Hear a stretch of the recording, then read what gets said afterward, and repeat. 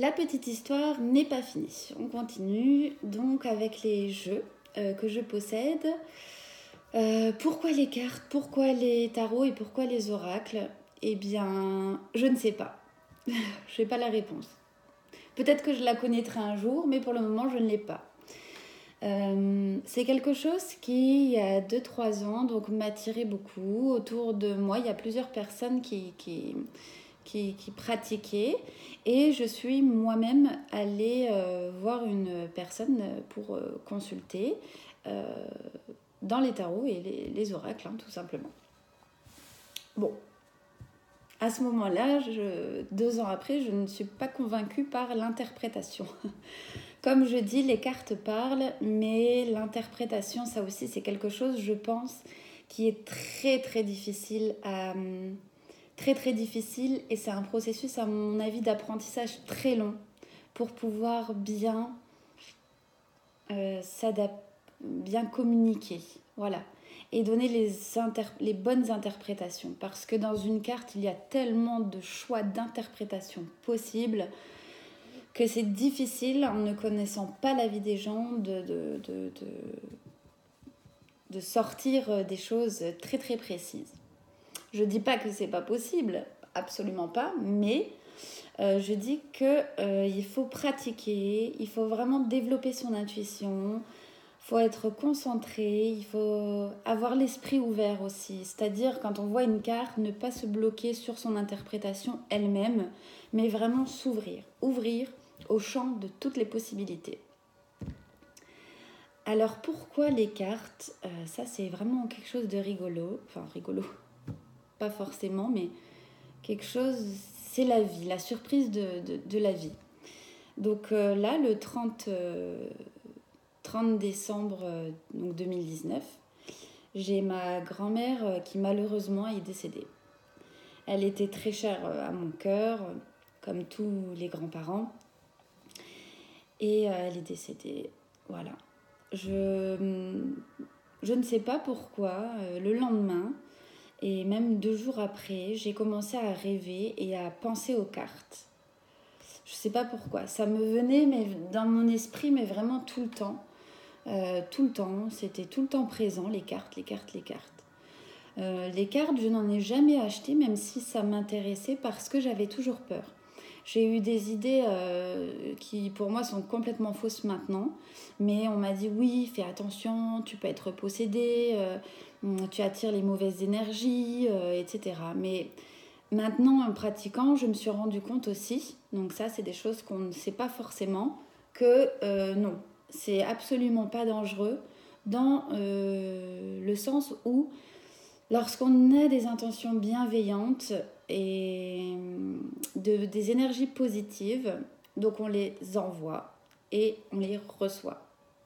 Bien sûr, si c'est fait pour épier quelqu'un, surveiller quelqu'un, je pense que de toute façon, on n'aura pas de vraies informations parce qu'on n'a pas le droit de s'immiscer dans la vie des gens, de tirer les cartes pour quelqu'un qui ne souhaite pas ou qui n'est pas présent. Alors ça a été mon erreur aussi dès le début, d'essayer pour un tel ou un tel. Et en fin de compte, je me suis rendu compte en cherchant des vidéos sur les interprétations que cette partie revenait souvent, on n'a pas le droit. Donc je ne le fais pas. Je l'ai fait une fois tout au début lorsque j'ai eu mes cartes, mais je ne le fais plus du tout, sauf si la personne donne son accord.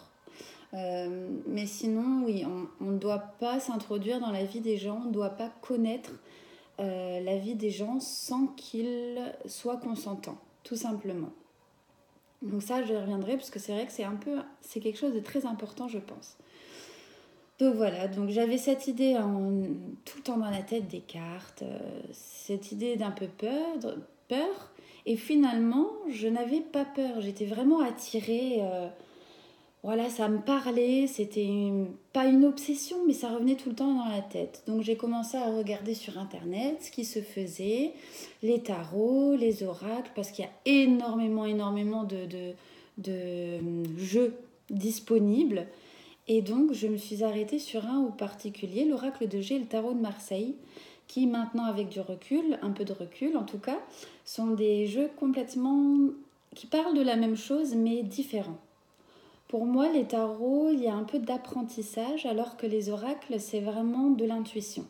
Mais quand je suis allée acheter mon premier jeu, je n'avais pas connaissance de tout ça. J'y suis allée, je me suis dit, fais confiance à ton intuition, on te guidera. Et donc voilà, je tiens à préciser que je suis du signe cancer, donc je ne sais pas si ça peut... voilà, on est des signes sensibles et émotifs, donc il y a beaucoup d'émotions, d'intuition, des fois énormément d'émotions. Mais voilà, je pense que quelque part c'est quand même quelque chose de très positif parce que j'en suis là. Donc voilà, donc pour revenir à ma petite histoire, je me suis un peu égarée. J'avais vraiment cette idée en tête et je suis allée dans un magasin spécialisé m'acheter un jeu. Donc voilà, c'est le premier que j'ai. Je vais vous en parler, hein, mais je vais vous en parler. Mais qu'est-ce que je voulais dire? Je ne sais plus. Voilà, donc je vais vous en parler.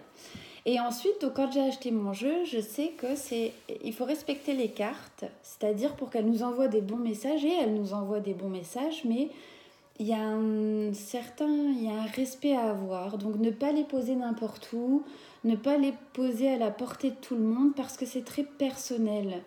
Elles ont notre énergie, on bénéficie de leurs énergies et donc du coup c'est vraiment un échange qui pour moi est personnel.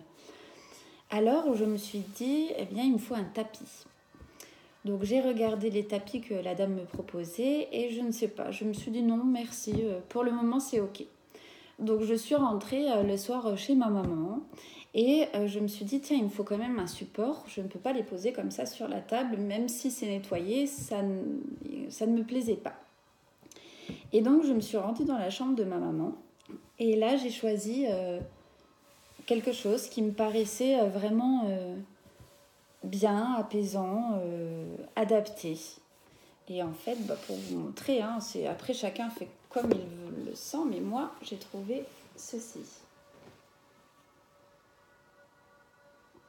Voilà, donc il y a des lunes, des fleurs et de la dentelle.